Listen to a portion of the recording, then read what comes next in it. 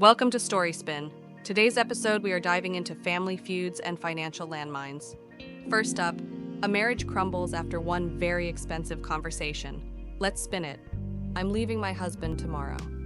Our marriage, me, 29-year-old female, and Jack, 30-year-old male, was short, less than a year, but rocky from the start. I don't even know what possessed me to say yes. Maybe loneliness, maybe desperation. I don't know.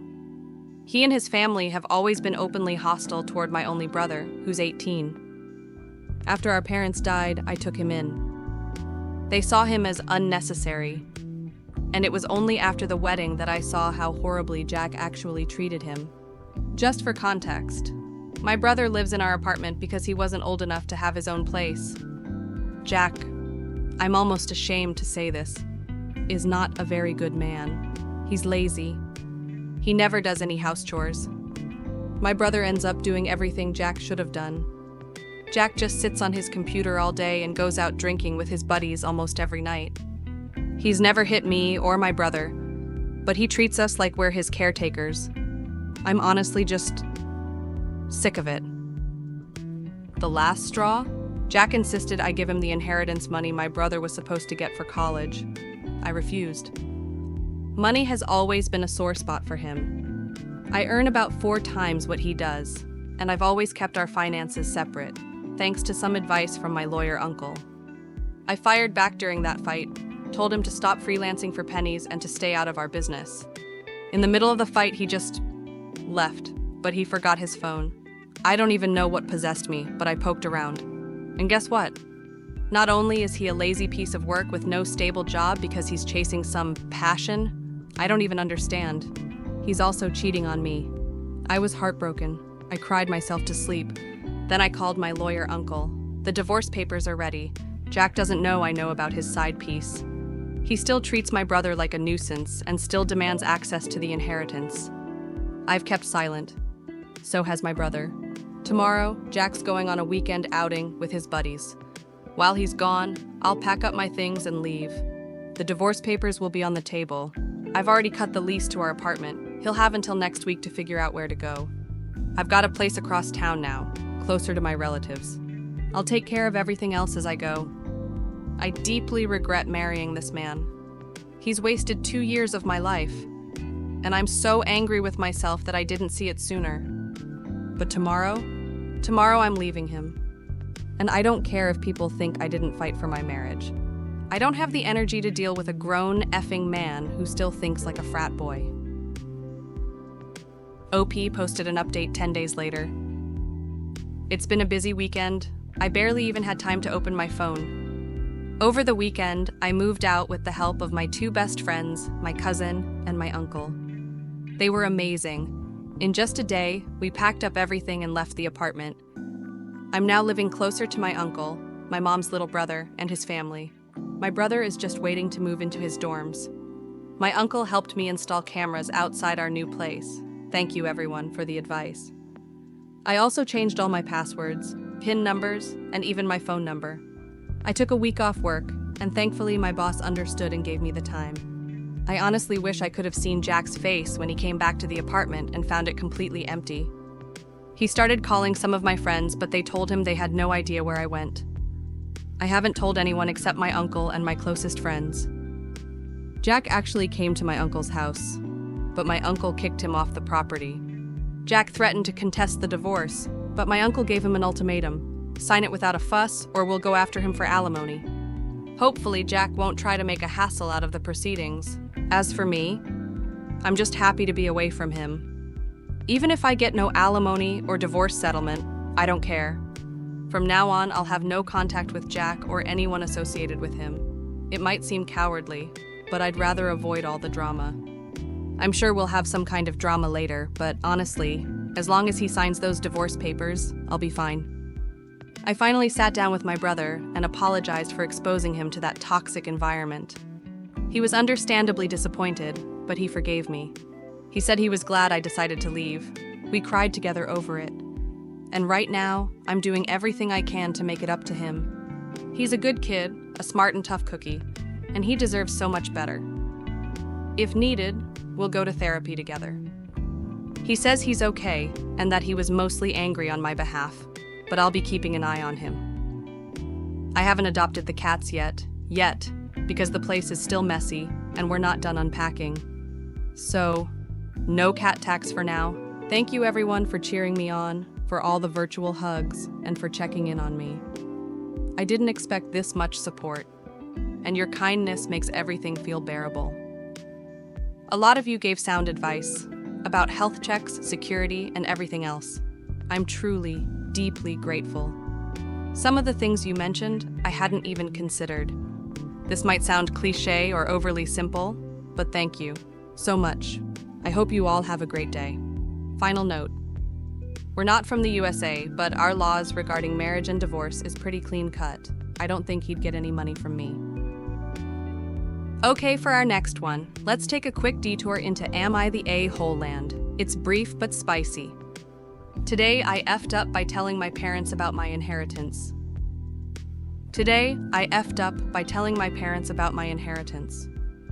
My 36-year-old sister passed away 6 months ago from a heart condition. She practically raised me, so it's been really difficult to deal with. I'm in my final year of university, and I've failed every single class this semester. She would have been disappointed, but it is what it is. She never married, never had kids. We lived together in a house near campus. She ran a successful side business, and I'd help out occasionally as a paid intern. She worked a lot, not to support us, but because she had a goal. She wanted to retire by 40. She was only 4 years away from that dream when her heart gave out. When she died, her attorney read the will to me. She left everything to me. I had no idea how much she'd built. She had a generous amount of money saved for retirement, several side accounts, and, shockingly, real estate investments. She had been planning for a very comfy future. She even left me her 2006 Subaru and the house we lived in. She left absolutely nothing to our parents. But they didn't know she had anything to begin with, so they paid for the funeral and all the associated costs willingly. For context, she had gone no contact with our parents, and I'm very low contact. We're their only 2 children. At the funeral, my parents asked how I planned to keep attending college now that her money was gone. They assumed she had been paying for my schooling.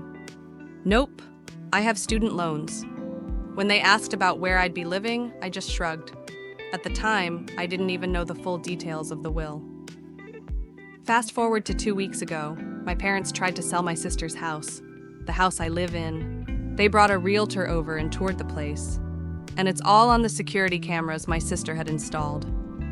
I called them immediately and said I'd be contacting the police. That's when they explained the situation. I told them the house was mine. It had been willed to me. They were confused and didn't believe me. So I scheduled a meeting at my attorney's office. That brings us to today. My attorney explained the will to them.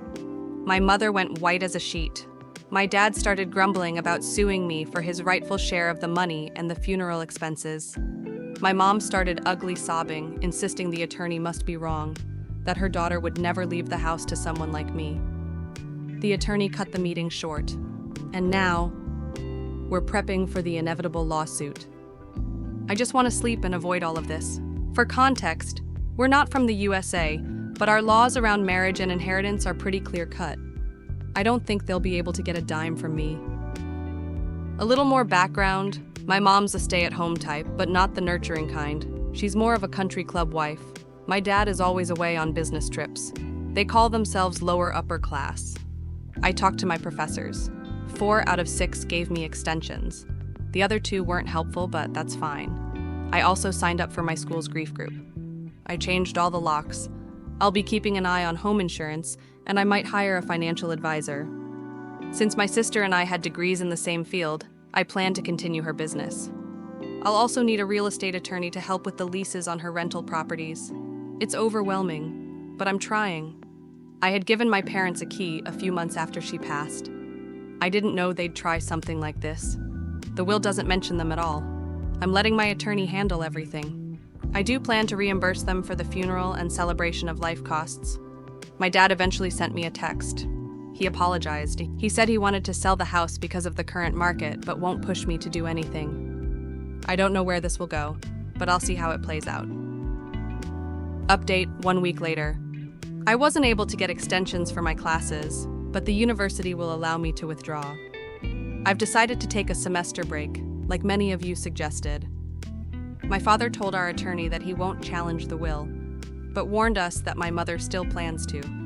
He's tried to talk her down, but she's claiming that my mental health issues will prevent me from managing things properly. Since my mother is moving forward with the challenge, my sister's best friend, let's call her Amy, has stepped in. She's been amazing. Amy used to live with us before my sister passed, but moved out afterward. Not because I asked her to, she just said it was too hard staying in the house. But now, she's come back. I'm so grateful she's here. We're gathering evidence of my sister's no-contact stance with our parents, as well as anything that supports her wishes laid out in the will. Amy's helping with that too. I told my attorney that since my sister had money set aside for funeral costs anyway, I should at least offer to reimburse our parents. Amy and the attorney both agreed. It would help ensure my parents have no legal grounds in court. There's another meeting scheduled with my father later this week or early next, depending on his availability. Everything is moving so fast. I didn't expect it. My head is spinning. As for school, I had a meeting with the dean and my academic advisor. Finals are next week, so we talked early. They were apologetic and said they'd talk to my professors, but the professors weren't willing to compromise. The dean ultimately recommended that I withdraw from those classes, so I will. Like I said, I'll be taking a semester off. One more thing. A Reddit user suggested offering free housing for a student's first year as a kind of scholarship, in memory of my sister. Amy loved the idea. I don't know the process for making that happen yet, but once I'm out of school, she's going to help me figure it out. Having Amy back at home makes a huge difference. It doesn't feel as empty anymore. I'll update again if there are any other developments. But for now, I'm logging out and letting my attorney handle it. Thank you everyone for the advice. Update 2 months later. I wanted to keep this vague, but still give you all an update. We settled before going to court for an undisclosed amount. There were a few mutual concessions. For example, she agreed to drop certain accusations, and I agreed to drop certain claims. Just to be clear, those are examples and not the actual things we discussed. We also agreed that I can post whatever I want. My dad actually pushed for that, citing freedom of speech. So no, she can't stop me from sharing my side. I know I said I wouldn't let her take a dime from me, but honestly, I was just too exhausted to keep fighting. I can't share much more right now, but I'm seriously considering making a new account to talk about everything my mother has put me through. Because now, everyone knows about this one. And by everyone, I mean my parents. Amy is still being an absolute mama bear. She's been incredible. I've even been looking into adult adoption, or at the very least, legally changing my last name to hers. I want no ties to my parents. Anyway, thank you again for all the support and love throughout this. And yes, my father has been fully refunded for all the funeral-related expenses. That's today's train wreck carousel with drama exploding and families imploding. Subscribe if you like watching people implode gracefully. There's always another train wreck just a click away.